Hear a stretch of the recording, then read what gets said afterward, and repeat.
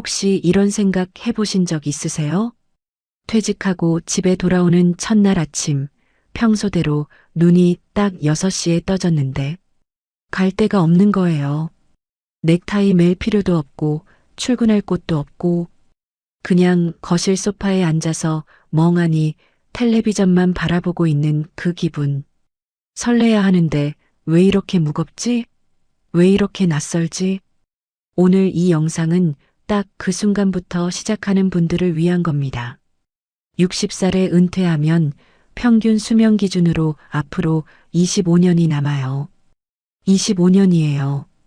직장 생활 30년 하셨으면 그 시간에 거의 맞먹는 시간이 또 남아있는 거예요. 그 긴 시간을 어떻게 살아야 하는지 아무도 제대로 가르쳐 준 적이 없잖아요. 오늘 이 영상 끝까지 보시면 막막했던 25년의 그림이 조금은 또렷하게 보이기 시작할 겁니다. 그리고 영상 후반부에 가면 오늘 당장 써먹을 수 있는 진짜 실용적인 내용이 나옵니다. 절대 먼저 끄지 마세요. 이런 이야기 주변에서 솔직하게 해주는 사람이 없잖아요. 저는 앞으로도 계속 이렇게 진심 담아 전해드릴 거예요. 혹시 이 채널이 처음이신 분들, 오른쪽 아래 구독 버튼 한 번만 눌러주시면 이런 이야기 계속 나눌 수 있어요. 좋아요 하나, 알림 설정 하나가 저한테는 정말 큰 힘이 됩니다. 고맙습니다. 자, 그럼 시작해 볼게요. 60살. 우리 부모님 세대만 해도 이 나이면 그냥 노인이었어요. 하지만 지금은 달라요. 지금 60살은 한창이에요. 체력도 있고 경험도 있고 아직 하고 싶은 것도 넘쳐요. 그런데 막상 직장을 떠나고 나면 그 에너지를 어디다 써야 할지 몰라서 방황하는 분들이 정말 많아요. 통계를 한번 볼게요.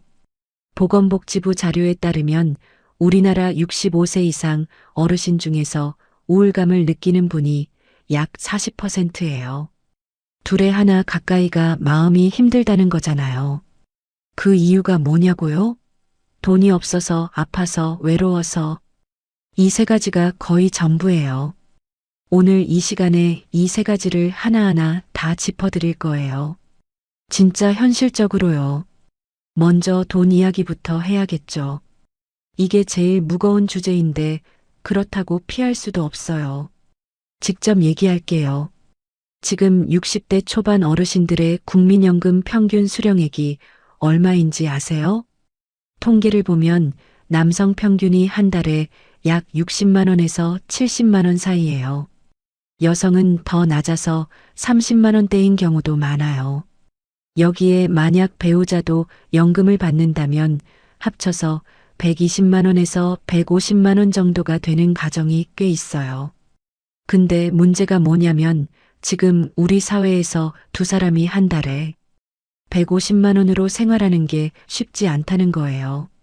식비, 관리비, 통신비, 의료비 조금만 써도 순식간에 나가버려요. 실제로 제가 아는 분 이야기를 해드릴게요.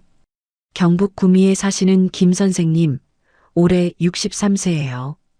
25년 직장 생활 끝내고 국민연금 70만 원 받으세요. 아내분도 파트타임으로 받는 연금이 35만 원이고요. 둘이 합쳐서 105만 원이에요. 아파트 관리비가 20만 원, 통신비가 6만 원, 그러면 남는 게 약 80만 원. 이걸로 두 사람 식비 내고 병원 가고 손주 용돈 조금 쥐어주면 한 달이 빠듯하게 돌아간대요. 이게 현실이에요. 이분이 게으르거나 계획을 못 세운 게 아니에요. 그냥 지금 대한민국 평균 시니어 가정의 현실이 이래요. 그렇다면 어떻게 해야 하냐고요? 지출을 무조건 줄이면 되냐고요? 아니에요. 저는 그 말하러 이 영상 만든 게 아니에요. 지출을 줄이라는 말은 누구나 해요. 그건 정답이 아니에요. 정확히는 삶의 구조를 재설계해야 하는 거예요. 그게 좀 달라요. 예를 들어 볼게요. 은퇴 전에는 외식을 자주 했어요. 회식도 있고 거래처 밥도 있고 어쩌다 가족이랑 근사한 식당도 갔죠. 한 달에 외식비가 30만 원이 넘는 가정도 많아요. 근데 은퇴하고 나면 그 구조 자체가 달라져요. 집에서 요리하는 시간이 많아지거든요. 처음에는 불편하게 느껴질 수 있어요. 근데 시간이 지나면 이게 오히려 건강에도 좋고 부부가 같이 뭔가를 하는 시간이 생긴다는 게 장점이 되더라는 거예요. 이게 지출을 줄이는 게 아니라 삶의 방식을 바꾸는 거예요. 아주 다른 개념이에요. 또 하나, 은퇴 후에 갑자기 자동차 유지비를 생각해 보는 분들이 많아요. 차가 2대인 가정이라면 한 대를 줄이는 것만으로 한 달에 30만 원 이상이 달라질 수 있어요. 보험료, 기름값, 주차비, 세금 다 합치면 차 한 대에 최소 25만 원에서 35만 원은 들거든요. 이걸 줄이고 그 대신 동네 산책을 더하고 가까운 데는 걸어 다니면 건강에도 훨씬 좋아요. 이런 식으로 삶의 구조를 하나하나 다시 들여다봐야 해요. 자산 얘기도 해야겠죠. 요즘 60대 분들 중에 집 한 채 갖고 계신 분들이 꽤 있어요. 집은 있는데 현금 흐름이 없는 경우. 이걸 흔히 자산은 있는데 현금이 없다고 표현하죠. 이런 경우에 주택연금을 검토해 보시는 게 좋아요. 주택연금은 내 집을 담보로 맡기고 매달 일정 금액을 받는 제도예요. 70세에 시가 3억짜리 집이면 매달 약 70만 원 안팎을 받을 수 있어요. 이게 국민연금이랑 합쳐지면 생활이 한결 여유로워질 수 있어요. 물론 집을 담보로 맡기는 게 심리적으로 불편할 수 있어요. 근데 냉정하게 생각하면 25년을 더 살아야 하는데 집값 올라봤자 내가 쓰지 못하면 의미가 없잖아요. 이게 틀린 말이 아니에요. 지금 당장의 현금 흐름이 더 중요한 거예요. 그 다음으로 은퇴 후에 절대 하지 말아야 할 것 하나를 얘기할게요. 이게 진짜 중요해요. 바로 목돈 한 번에 투자하는 거예요. 은퇴하면 퇴직금이 생겨요. 어떤 분은 5천만 원, 어떤 분은 억 단위가 되기도 해요. 이 돈을 갖고 있으면 주변에서 막 뭔가를 권해요. 수익률 높은 투자, 사업 같이 하자, 건물 사자, 주식이 어떻다? 근데 은퇴 후 목돈으로 한 방 노리다가 다 날리는 분들이 정말 많아요. 이건 통계가 아니라 제가 직접 보고 들은 얘기예요. 70대 어르신이 퇴직금 5천만 원으로 친구 따라 주식 투자했다가 2천만 원 날리고 남은 3천만 원으로 어떻게 살아야 하나 막막해 하시는 분도 있어요. 은퇴 후 목돈은 절대 한 번에 움직이면 안 돼요. 나눠서 안전하게. 이게 기본 중에 기본이에요. 자, 이제 건강 얘기로 넘어가 볼게요. 이게 사실 돈보다 더 중요해요. 은퇴 후 건강을 잃으면 어떻게 되는지 아세요? 돈도 문제지만 그보다 훨씬 무서운 게 있어요. 바로 역할의 붕괴예요. 아파서 누워있으면 아무것도 못해요. 배우자한테 짐이 되고 자식한테 짐이 되는 것 같은 기분이 드는 거예요. 이게 몸의 병보다 마음의 병으로 더 크게 번지는 경우가 많아요. 그러니까 건강은 단순히 오래 살기 위한 게 아니에요. 25년을 내 다리로, 내 손으로, 내 의지로 살아내기 위한 거예요. 그럼 어떻게 해야 하냐고요? 거창한 거 없어요. 딱 3가지만 지키면 돼요. 첫 번째는 매일 걷는 거예요. 운동 좋다는 거 다 아는데 사람들이 안 하는 이유가 뭔지 아세요? 너무 거창하게 생각하기 때문이에요. 헬스장 등록해야 하나, 무슨 운동을 해야 하나, 이런 고민하다가 결국 안 하는 거예요. 그냥 하루 30분 걸으세요. 그거면 충분해요. 연구 결과를 보면 하루 30분 걷기가 당뇨 위험을 약 30% 낮추고 심장 질환 위험도 크게 줄인다고 해요. 비용 제로예요. 장비 필요 없어요. 그냥 밖으로 나가면 돼요. 동네 한 바퀴, 공원 한 바퀴, 아침에 해도 좋고 저녁에 해도 좋아요. 걷다 보면 생각도 정리되고 기분도 나아져요.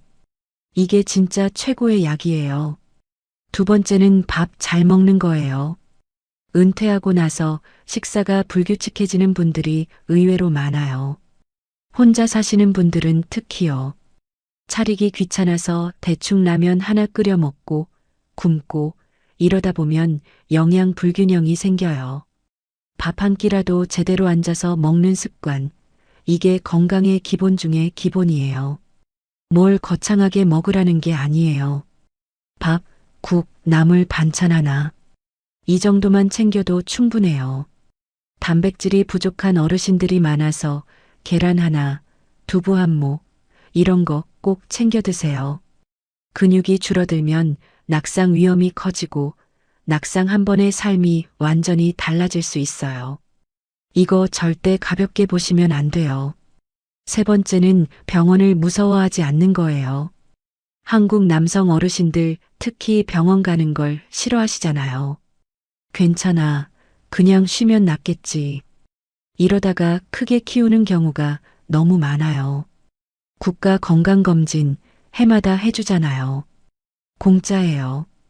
이걸 안 가시는 분들이 생각보다 훨씬 많아요. 1년에 한 번 검진 꼭 받으세요. 혈압, 혈당, 콜레스테롤 이 세 가지만 제때 관리해도 뇌졸중, 심근경색, 당뇨 합병증의 위험을 훨씬 줄일 수 있어요. 조기 발견이 전부예요. 건강은 잃어봐야 소중한 줄 안다고들 하는데 잃기 전에 지키세요. 이제 인간관계 이야기를 해볼게요. 이게 어쩌면 오늘 영상에서 제일 중요한 파트일 수도 있어요. 은퇴하고 제일 먼저 달라지는 게 뭔지 아세요? 사람이에요. 직장 다닐 때는 매일 보는 동료가 있었어요. 점심도 같이 먹고 커피도 같이 마시고 어쩌다 술도 한잔했죠. 그게 다 자연스러운 관계였어요. 그런데 퇴직하는 순간 그 사람들이 다 사라져요. 연락이 끊기는 게 아니에요. 그냥 자연스럽게 멀어지는 거예요. 처음엔 서운하다가 나중엔 그게 당연한 거라는 걸 알게 돼요. 직장은 공동의 목적이 있어서 모인 거니까요. 그게 사라지면 관계도 달라지는 게 맞아요. 그런데 문제는 그 이후예요. 새로운 관계를 만드는 게 60살 넘어서는 정말 힘들거든요. 젊을 때는 동네 친구, 학교 친구, 직장 친구 이렇게 자연스럽게 생겼어요. 그런데 이제는 내가 먼저 나가지 않으면 아무도 안 와요. 이게 현실이에요. 부부관계 이야기를 먼저 해볼게요. 남편이 은퇴하면 아내가 제일 힘들다는 말 들어보셨죠? 이게 농담이 아니에요. 통계적으로 남편이 퇴직한 후 1년 이내에 이혼을 청구하는 여성의 비율이 높아진다는 연구가 있어요. 왜냐고요? 아내 입장에서는 그동안 집이 자기 왕국이었거든요. 자기 페이스로 살았어요. 그런데 갑자기 남편이 하루 종일 집에 있으면서 이거 어디 있냐? 저거 왜 그래? 뭐 먹냐 이러면 정말 힘들죠. 이게 사소한 것 같아도 매일 쌓이면 독이 돼요. 반대로 아내 입장에서도 얘기해야 해요. 남편 입장에서는 자기가 회사에 있는 동안 아내가 집에서 다 알아서 했는데 이제 자기도 집에 있으니까 같이 뭔가를 하고 싶은 거예요. 함께 시장도 가고 싶고 같이 산책도 하고 싶고. 근데 아내는 20년 넘게 혼자 해온 루틴이 있어요. 그걸 갑자기 바꾸고 싶지 않은 거죠. 이 간격을 좁히는 게 중요해요. 제가 직접 만나뵌 전직 교장 선생님 이야기를 드릴게요. 이분이 퇴직하고 나서 처음 6개월이 제일 힘들었대요. 집에서 할 일이 없으니까 자꾸 아내한테 말을 걸었대요. 아내는 처음엔 반겨주다가 나중엔 귀찮아하기 시작했고 그게 느껴지니까 더 위축됐다고요. 그래서 이분이 하신 게 뭐냐면 아내한테 딱 하나를 부탁했대요. 내가 집에서 뭘 하나 담당할게. 밥 짓는 거 나한테 줘봐. 그렇게 해서 아침밥 짓는 게 이분 역할이 됐어요. 처음엔 어설펐는데 6개월이 지나니까 제법 잘하게 됐대요. 그리고 그게 아내한테도 고마운 거고 본인한테도 하루의 역할이 생긴 거고 이게 부부관계를 살렸대요. 작은 것 같죠? 근데 이게 진짜예요. 친구관계 이야기도 해야겠죠. 50대, 60대 넘어서 진짜 친구 사귀기가 어렵다는 거 다들 느끼실 거예요. 그래서 지금 있는 친구들, 지금 있는 관계들을 정말 소중하게 유지해야 해요. 연락 먼저 하는 게 부끄럽지 않아요. 먼저 밥 한번 먹자고 문자 보내는 게 이상한 게 아니에요. 나이 들수록 먼저 움직이는 사람이 관계를 유지해요. 기다리면 아무도 안 와요. 이거 꼭 기억하세요. 그리고 새로운 관계를 만들 수 있는 가장 좋은 방법을 알려드릴게요. 바로 동네를 활용하는 거예요. 동네 도서관, 노인복지관, 구청 평생학습관, 이런 데서 뭔가 배우는 과정에 등록하는 거예요. 서예, 사진, 스마트폰 활용법, 체조, 뭐든 좋아요. 목적은 배움보다 사람이에요. 같이 뭔가를 하면 자연스럽게 대화가 생기고 거기서 관계가 이어져요. 이게 나이 들어서 새 친구를 사귀는 가장 자연스러운 방법이에요. 자식과의 관계도 얘기해야 해요. 이게 참 미묘해요. 은퇴하고 나서 자식한테 의지하고 싶은 마음이 커지는 게 사람이거든요. 근데 요즘 자식들은 자기들도 먹고 살기 바빠요. 대출이 있고, 육아가 있고, 직장 스트레스가 있어요. 부모한테 신경 쓰고 싶어도 못 쓰는 경우가 많아요. 이걸 알아야 해요. 자식한테 서운하다고 느끼는 그 감정, 이해해요. 근데 그 감정을 표현하면 관계가 멀어져요. 오히려 자식이 전화할 때 반갑게 받아주고 필요할 때 도와주고 평소엔 내 삶을 내가 잘 살고 있는 모습을 보여주는 게 훨씬 좋아요. 부모가 자기 삶을 잘 살고 있으면 자식이 마음이 편해요. 자식이 마음이 편해야 관계도 좋아요. 이제 하루 루틴 이야기를 해볼게요. 이게 생각보다 정말 중요한 주제예요. 은퇴하고 나서 제일 많이 하는 말이 뭔지 아세요? 뭐 해야 할지 모르겠어. 이 말이에요. 시간이 많은데 오히려 더 허무하고 무기력한 거예요. 이게 왜 그러냐면 구조가 없기 때문이에요. 직장 다닐 때는 구조가 있었어요. 몇 시에 일어나고, 몇 시에 출근하고, 오전엔 이거 하고, 오후엔 저거 하고, 이게 다 시간을 잡아주는 틀이었거든요. 그게 없어지면 사람이 흐트러져요. 이게 게으른 게 아니에요. 구조가 사라진 거예요. 그러니까 은퇴 후에 가장 먼저 해야 할 일이 자기만의 루틴을 만드는 거예요. 억지로 빡빡하게 만들 필요는 없어요. 딱 3가지만 정하면 돼요. 몇 시에 일어날 건지, 하루에 뭘 꼭 할 건지, 저녁엔 어떻게 마무리할 건지. 이 3개만 있어도 하루가 달라져요. 예를 들면 이런 거예요.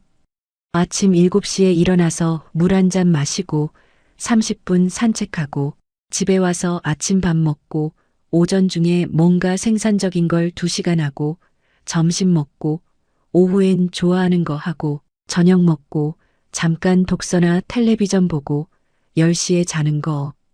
이게 완벽한 루틴처럼 보이죠? 근데 이게 처음에는 잘 안 돼요. 계속 무너져요. 괜찮아요. 무너지면 다시 세우면 돼요. 루틴이란 게 원래 그래요. 제가 강조하고 싶은 건 아침이에요. 아침을 어떻게 시작하냐가 하루를 결정해요. 아침에 늦게 일어나서 소파에서 스마트폰만 보다가 점심이 되면 그날은 거의 끝이에요. 그냥 흘러가 버려요. 반면에 아침에 일찍 일어나서 밖에 나가면 달라요. 공기도 맞고 이웃도 보이고 몸도 움직이면 기분이 달라지거든요. 아침이 하루를 바꿔요. 이거 진짜예요. 그러면 오전에 뭘 하냐고요? 이게 은퇴 후 삶의 질을 결정하는 핵심이에요. 뭔가 하는 것이 있어야 해요.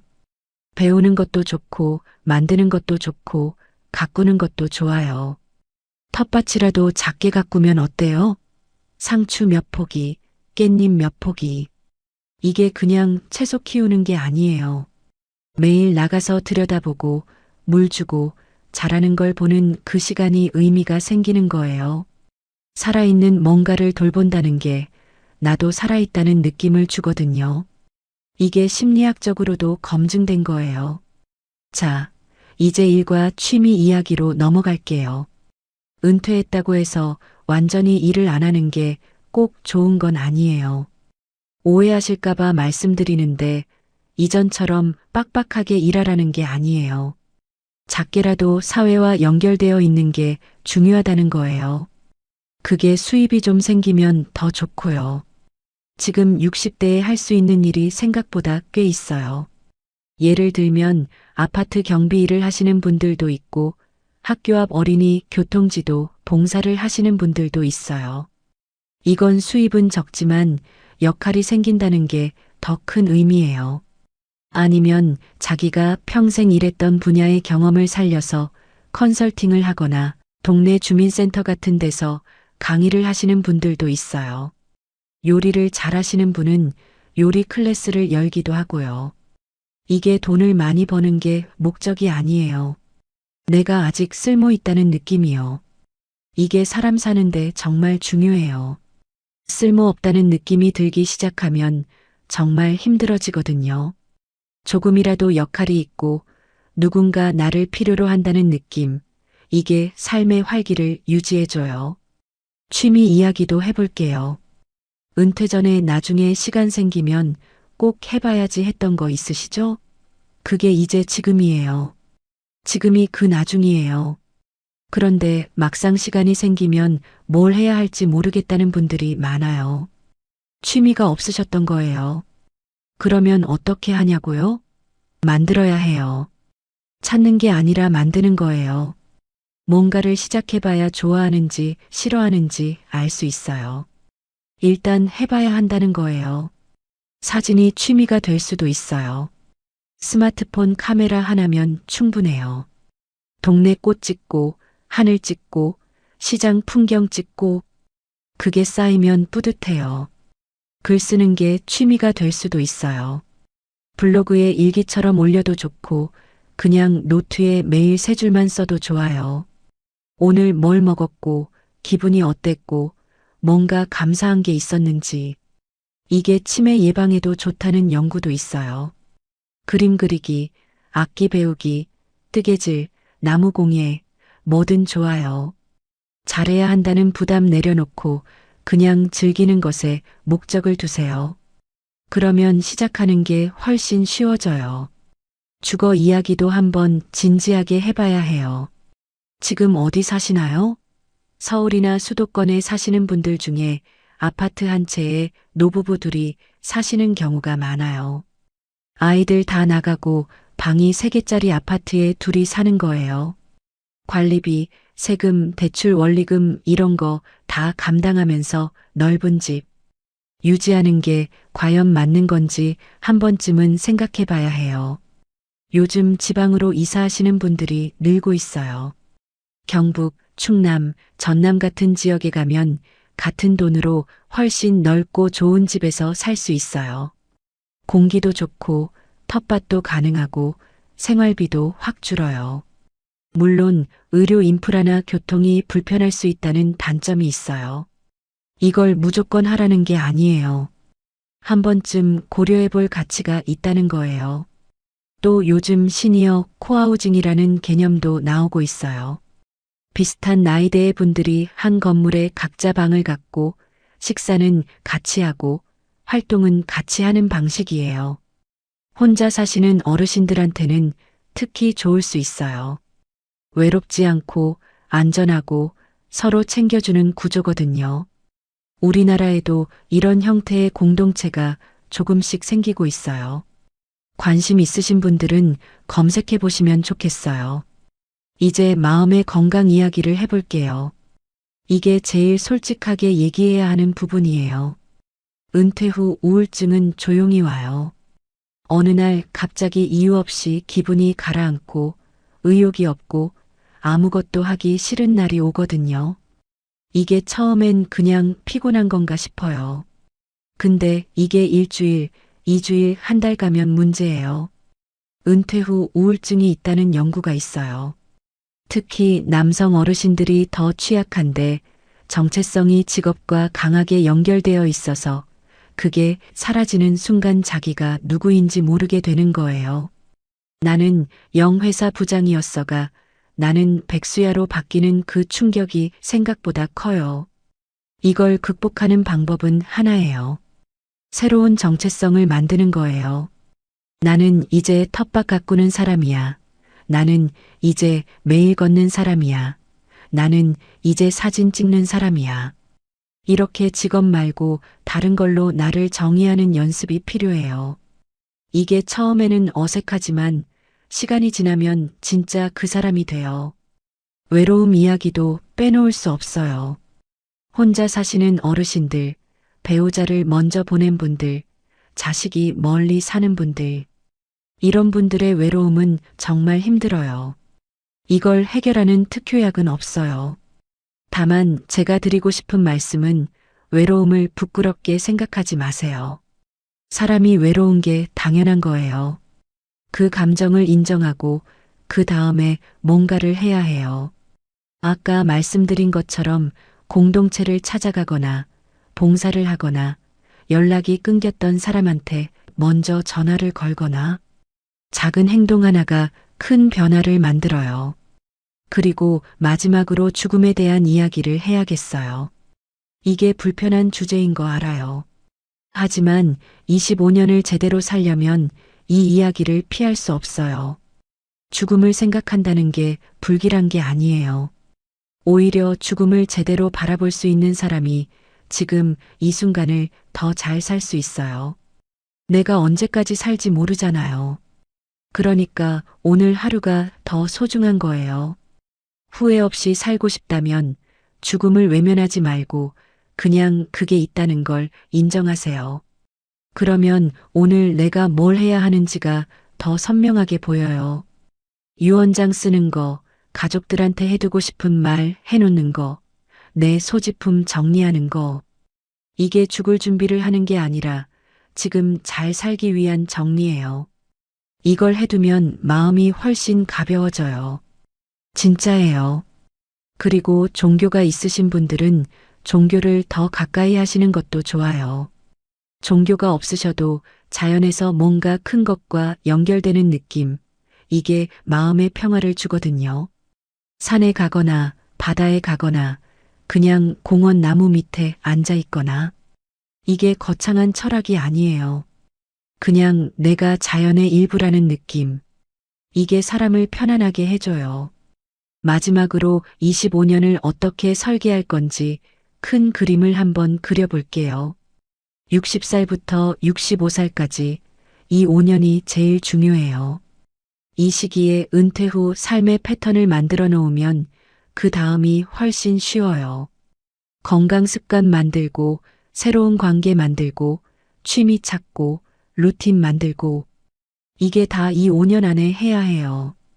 이 시기를 흘려보내면 나중에 더 힘들어져요. 65살부터 70살까지는 그 패턴을 유지하면서 더 깊어지는 시기예요. 건강이 제일 중요해지고 사람 관계가 진짜 자산이 되는 시기예요. 70살 이후는 솔직히 많이 달라져요. 몸이 예전 같지 않고 생각지 못한 일들이 생기기도 해요. 이때를 대비해서 미리 준비해놔야 하는 게 있어요. 집 환경, 의료 접근성, 가까운 사람. 이 세 가지가 핵심이에요. 멀리 살면 안 돼요. 병원 가기 편하고 가까운 사람이 있는 데 있어야 해요. 이게 70 이후의 현실이에요. 여기까지 이야기 나눠봤어요. 길었죠? 근데 사실 오늘 드린 이야기 전부 엄청 대단한 비법이 아니에요. 그냥 아는 것들이에요. 알고 있는데 안 하고 있는 것들이에요. 매일 조금 걷는 것, 밥 챙겨 먹는 것, 먼저 연락하는 것, 아침에 일찍 일어나는 것. 이게 전부예요. 25년을 제대로 살아내는 비결이 이 작은 것들의 합이에요. 오늘 영상 다 보셨다면 딱 한 가지만 해보세요. 내일 아침 평소보다 30분만 일찍 일어나서 밖에 나가보세요. 그게 시작이에요. 그게 25년의 첫걸음이에요. 항상 응원하고 있어요. 오늘도 여기까지 함께 해주셔서 정말 고맙습니다. 다음 영상에는 은퇴 후 실제로 생활비를 줄인 분들의 진짜 이야기를 가지고 올게요. 그것도 기대해 주세요. 건강하세요. 혹시 이런 생각 해보신 적 있으세요? 나중에 연금 80만 원밖에 못 받는데 이걸로 진짜 살 수 있을까?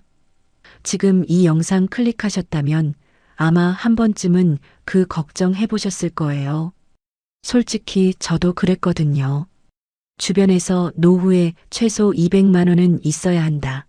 300만 원은 있어야 사람답게 산다. 이런 말 듣고 있으면 진짜 막막하잖아요.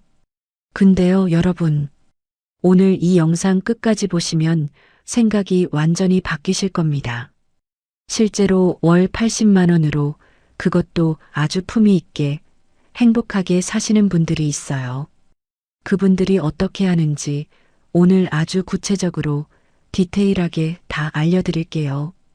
그리고 영상 후반부에는 여러분이 지금 당장 신청할 수 있는데 몰라서 못 받고 있는 국가 지원 혜택도 알려드리니까요. 절대 중간에 끄시면 안 됩니다. 이거 놓치시면 진짜 손해예요. 여러분 구독 버튼 한번 눌러주시고 좋아요 하나 눌러주시면 저한테는 정말 크고 소중한 힘이 됩니다. 알림 설정까지 해두시면 다음 영상도 놓치지 않으실 수 있어요. 감사합니다. 자, 그럼 본격적으로 시작해 볼게요. 먼저 우리가 현실을 제대로 알아야 해요. 지금 대한민국에서 60세 이상 어르신들이 받는 국민연금 평균이 얼마인지 아세요? 2025년 국민연금공단 통계를 보면요. 노령연금 평균 수령액이 월 67만 원이에요. 근데 더 충격적인 건 이거예요. 수령자 중에서 월 100만 원 이상 받는 분이 전체의 30%도 안 돼요. 그 말은 반대로 말하면 지금 이 나라에서 연금 받고 사시는 어르신 10분 중 7분은 월 100만 원도 채 안 되는 돈으로 살고 계신다는 거거든요. 그리고 거기에 기초연금을 합산하면 80만 원에서 100만 원 사이가 되시는 분들이 엄청나게 많아요. 그분들이 다 불행하게 사시냐고요? 절대 아니에요. 오늘 제가 그 이야기를 해드리려고 이 자리에 선 거예요. 충청북도 제천에 사시는 박순자 할머니 이야기부터 할게요. 올해 69이신데요. 남편분이 5년 전에 먼저 하늘나라로 가시고 지금은 혼자 사세요. 큰 아들이 수원에 있고 딸이 대구에 있는데 애들한테 손 벌리기 싫다고 하시거든요. 이분 한 달 수입이 국민연금 45만 원, 기초연금 32만 원, 합쳐서 77만 원이에요. 80만 원이 안 되는 거죠. 근데 이분이 제가 직접 인터뷰했을 때 이렇게 말씀하셨어요. 나 크게 부족한 거 없어요. 먹을 것 있고 잘 곳 있고 건강하고 뭐가 더 필요해요? 이 말이 저한테는 엄청난 충격이었거든요. 80만 원도 안 되는 돈으로 부족함 없다고 하시는데 그게 어떻게 가능한 건지 오늘 그 비밀을 하나하나 다 풀어드릴게요.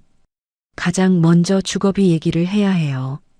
왜냐하면 도시에서 사시는 분들은 이 부분에서 가장 많이 무너지거든요. 서울에서 월세 40만 원 내면서 80만 원으로 사는 건 진짜 빡빡해요. 근데 박순자 할머니 경우를 보면 이분이 사시는 집이 20년 전에 이미 다 갚은 자기 집이에요.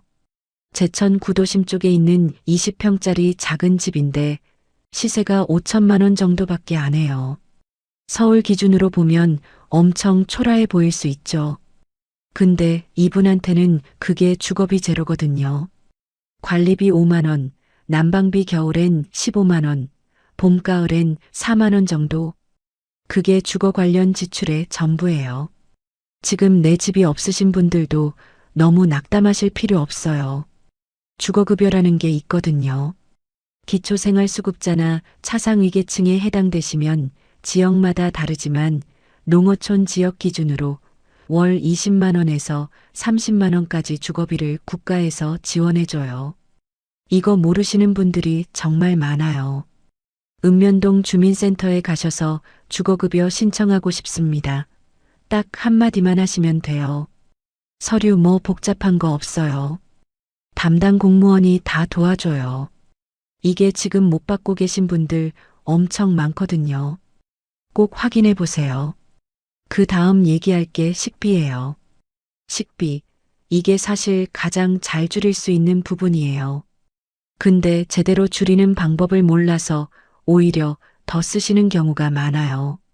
박순자 할머니 한 달 식비가 얼마인지 아세요? 25만 원이에요. 하루에 8천 원 조금 넘는 돈으로 세 끼를 드시는 거예요. 어떻게 그게 가능해요? 하실 텐데 들어보시면 다 이유가 있어요. 첫 번째로 이분 집 마당에 작은 텃밭이 있어요. 20평짜리 집에 텃밭이라고 해봐야 몇 평 안 되는 거지만 거기서 상추, 깻잎, 고추, 파, 호박 이런 거 자급자족으로 키우세요. 마트에서 채소 사는 돈이 거의 없어요. 도시에 사셔도 베란다, 텃밭 충분히 가능해요. 스티로폼 박스 하나, 흙 한 포대, 씨앗 몇 개, 5천 원도 안 들어요. 근데 1년 내내 채소 걱정 없는 거예요. 두 번째로 이분이 재래시장을 완벽하게 활용하세요. 마감 시간 되기 한두 시간 전에 가시면 당일 팔다 남은 생선이나 두부, 나물 이런 거, 반각, 어떤 건 3분의 1 값으로 살 수 있어요. 이거 알고 계셨어요? 마트 마감 세일이랑 달리 시장은 이게 매일이에요. 그리고 단골이 되면 더 많이 챙겨주시거든요. 이분이 가시는 생선 가게 사장님이 가끔 그냥 드린다고 해요.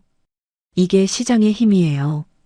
세 번째로 냉장고 관리를 완벽하게 하세요. 박순자 할머니가 저한테 하신 말씀이 있어요. 나는 냉장고에서 썩어서 버린 게 거의 없어요. 이분이 장볼 때 딱 일주일치만 사세요. 그것도 정확히 먹을 만큼만. 계획을 세우고 사는 거예요. 우리가 마트 가서 충동 구매해서 결국 버리는 음식값이 한 달에 얼마인지 생각해 보세요. 그게 다 돈이에요. 네 번째로 경로식당을 활용하세요. 이거 모르시는 분들 정말 많은데요. 전국 각 지역마다 경로식당이 있어요. 70세 이상이시면 무료로 또는 아주 저렴하게 점심 한 끼를 드실 수 있어요.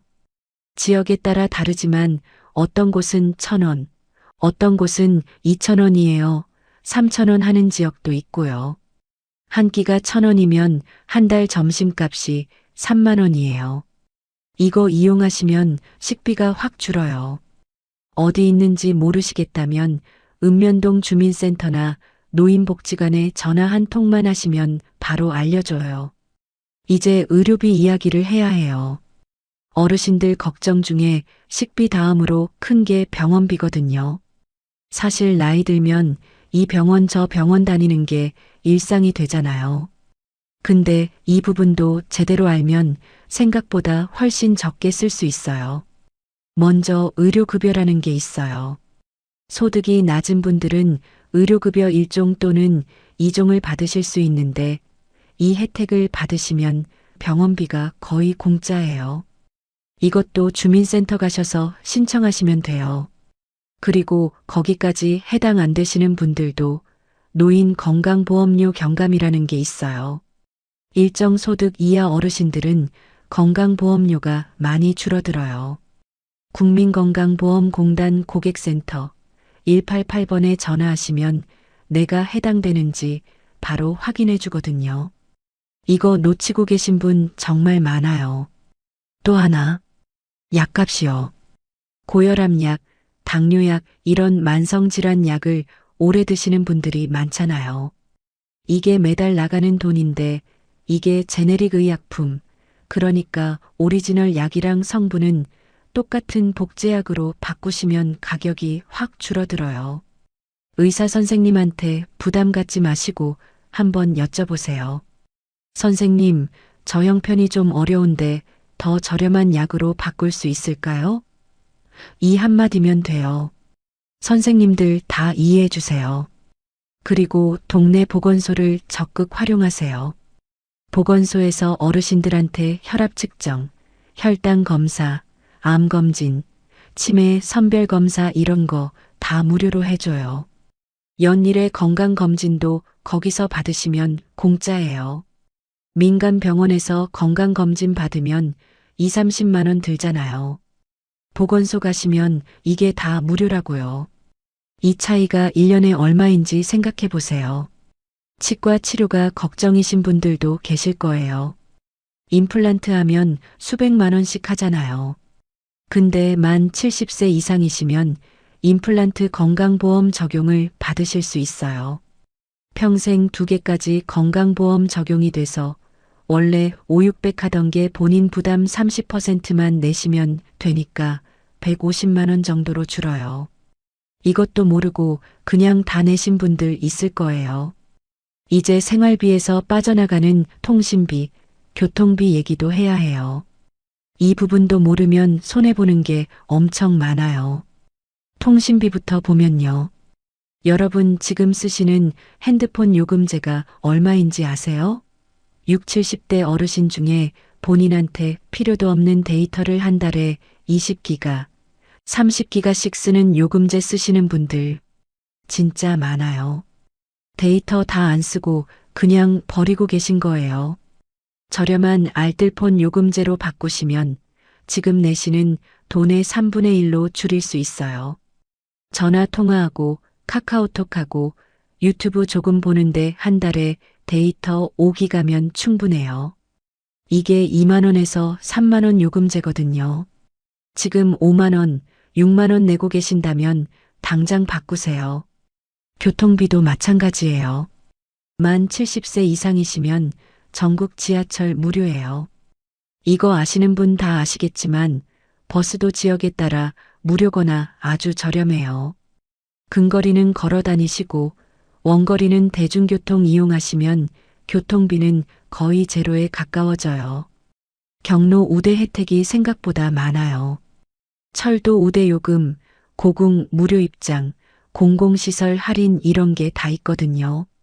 혜택이 있는데 몰라서 못 받고 계신 분들이 너무 많아요.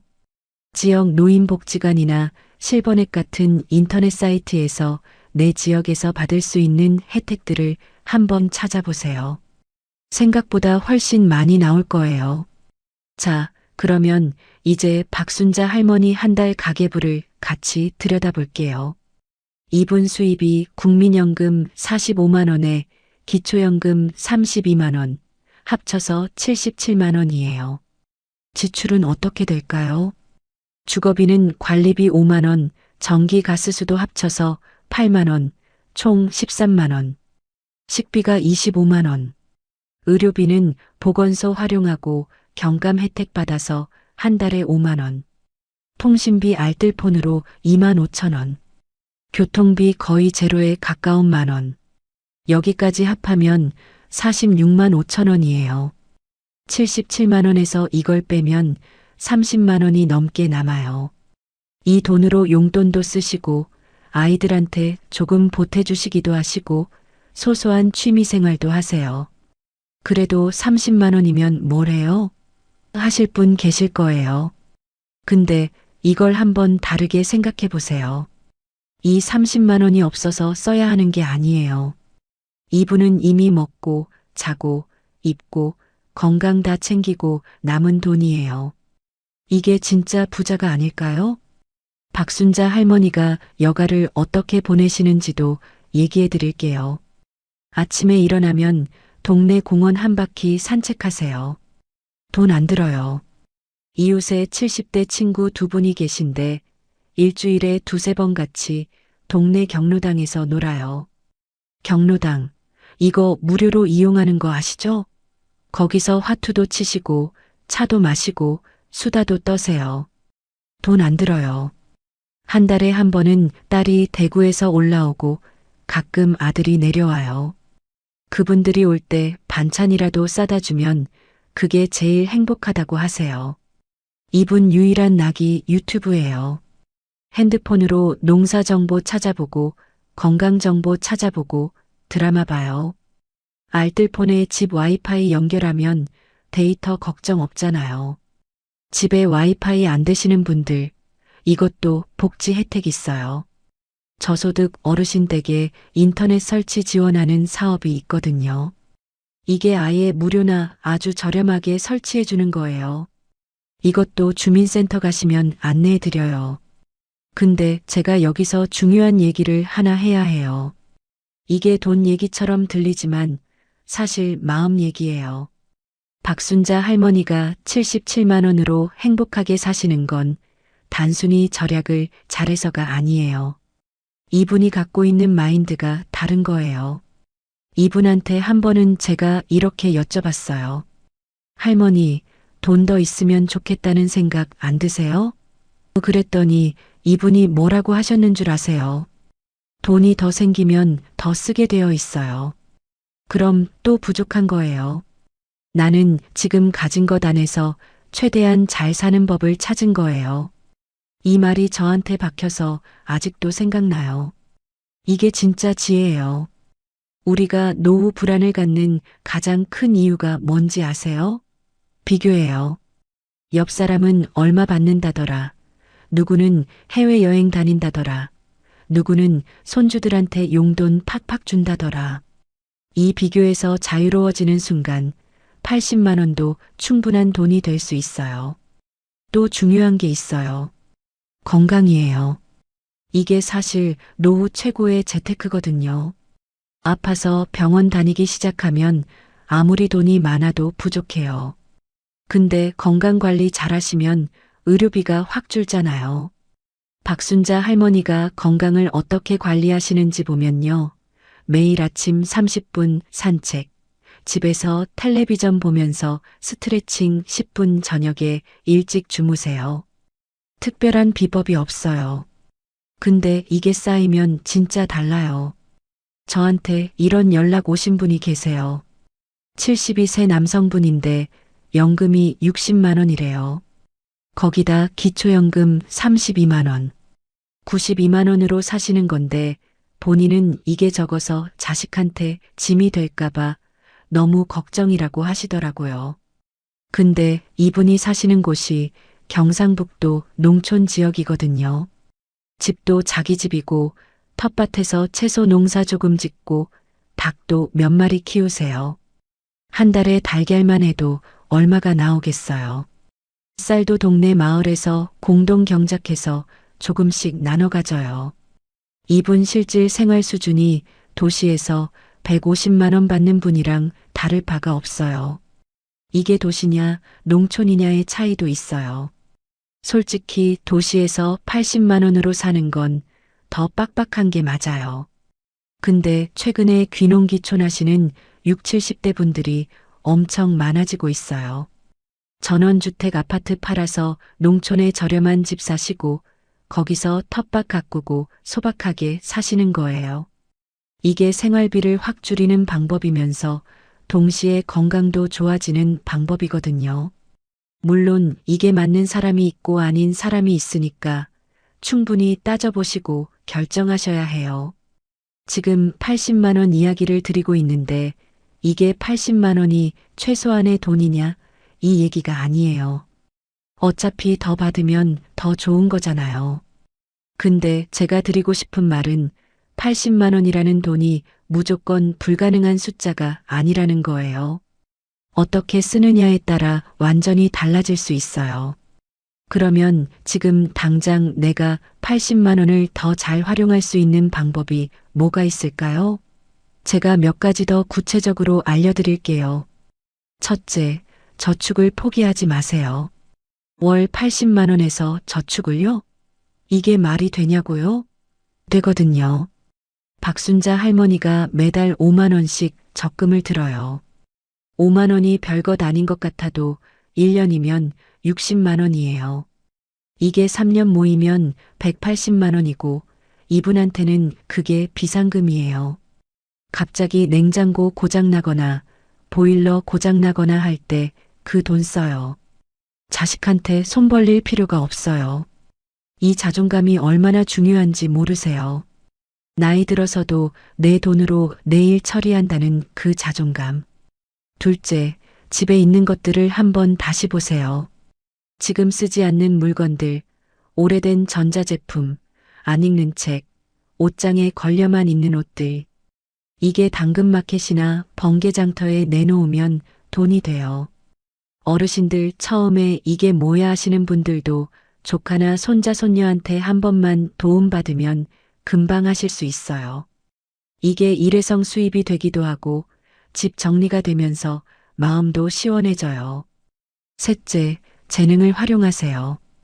평생 음식 솜씨 좋으셨던 분, 그림 잘 그리셨던 분, 악기 하셨던 분. 요즘 마을 평생교육원이나 복지관에서 재능 나눔 강사를 찾거든요. 봉사이기도 하지만 약간의 교통비 지원이나 사례금 주는 곳도 있어요. 돈보다 중요한 게 여기서 생기는 사회적 연결이에요. 사람들 만나고 내가 누군가에게 도움이 된다는 느낌. 이게 노년기 정신 건강에 엄청난 영향을 미쳐요. 넷째, 같이 사는 것을 두려워하지 마세요. 요즘 시니어 쉐어하우스라고 해서 비슷한 나이대 어르신들끼리 집을 함께 쓰는 경우가 늘고 있어요. 주거비를 반으로 나누는 거예요. 외로움도 해소되고 비상시에 서로 도울 수 있고 일본에서는 이게 이미 활발한데 우리나라도 점점 늘고 있어요. 자식이랑 같이 사는 게 부담스럽다면 이런 방법도 있어요. 다섯째, 정보를 계속 업데이트 하세요. 정부 복지 혜택은 매년 바뀌고 새로 생겨요. 올해 생긴 혜택이 내년에 없어지기도 하고 없던 혜택이 새로 생기기도 해요. 주민센터에 분기에 한 번씩만 들르셔도 돼요. 저 이런 상황인데 받을 수 있는 혜택 있나요? 이 한마디면 담당자가 다 알아봐줘요. 이게 귀찮아서 안 하시는 분들이 너무 많아요. 이제 심리적인 부분을 얘기해 볼게요. 제가 오랫동안 이 분야 영상 만들면서 느낀 건데요. 노후에 가장 위험한 게 고립이에요. 돈 없어서 불행한 게 아니라 혼자여서 불행하신 분들이 너무 많아요. 연구 결과를 보면 사회적 관계가 풍부한 어르신이 그렇지 않은 어르신보다 사망률이 낮고 치매 발생률도 낮아요. 이게 그냥 하는 말이 아니에요. 박순자 할머니가 오래 잘 사시는 비결을 물어봤더니 이렇게 말씀하셨어요. 항상 사람 만나요. 경로당 가고 동네 산책 나가서 이웃 만나고 아이들 전화하고 혼자 있으면 안 돼요. 이게 진짜 정답이에요. 80만 원이라는 숫자에 너무 갇히지 마세요. 그게 전부가 아니에요. 내 주변에 뭐가 있는지, 내가 뭘 할 수 있는지, 어떤 도움을 받을 수 있는지, 이걸 아는 사람이 진짜 부자예요. 경상남도 거창에 사시는 이칠순 할아버지도 비슷한 사례예요. 이분은 국민연금이 아예 없으세요. 일생을 농사 지으셨는데 국민연금을 납부 못 하셨어요. 기초연금 33만 원만 받으세요. 거기에 노인 일자리 사업 참여해서 월 25만 원 받아요. 합이 58만 원이에요. 근데 이분이 자식한테 짐 안 되고 사신다고 해요. 어떻게요? 이분이 하시는 노인 일자리가 동네 공원 환경 정리예요. 일주일에 15시간, 하루 3시간씩 닷새. 어렵지 않아요. 그냥 나가서 낙엽 쓸고, 쓰레기 줍고, 잡초 뽑고. 근데 이분한테는 이게 단순히 돈벌이가 아니에요. 매일 밖에 나갈 이유가 생기는 거예요. 동료들 만나는 거예요. 내가 사회의 일원이라는 느낌을 받는 거예요. 이분이 이렇게 말씀하세요. 일하러 나가는 날이 제일 즐거워요.